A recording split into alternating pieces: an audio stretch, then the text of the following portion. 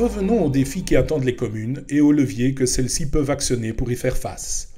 Face à l'urgence climatique, par exemple, les communes sont désormais impliquées directement et indirectement dans l'élaboration, la mise en œuvre et le suivi des politiques de développement durable.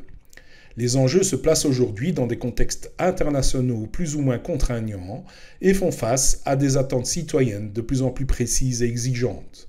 Les matières sont transversales et nombreuses. Aménagement du territoire, logement, mobilité, eau, déchets, énergie.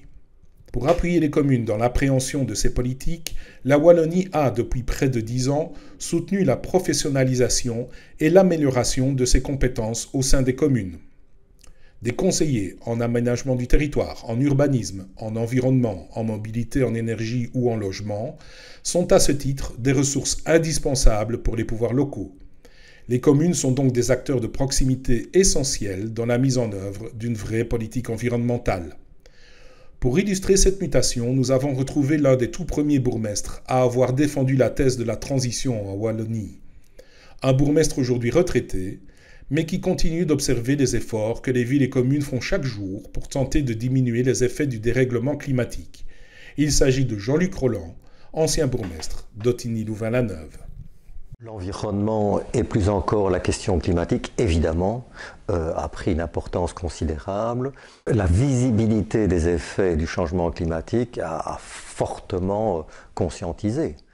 Pour les communes, un des défis, c'est d'intégrer ces changements qui ne feront que s'amplifier.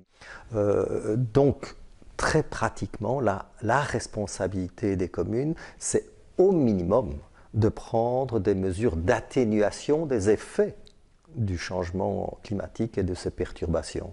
L'outil de programme stratégique transversal est vraiment l'outil idéal qui correspond à l'esprit, à la philosophie et à la nécessité qu'incarne le concept de développement durable ou, comme on dit aujourd'hui, de transition. Je pense qu'il y a un grand chantier là à prendre, à saisir, et ça concerne la mandature prochaine.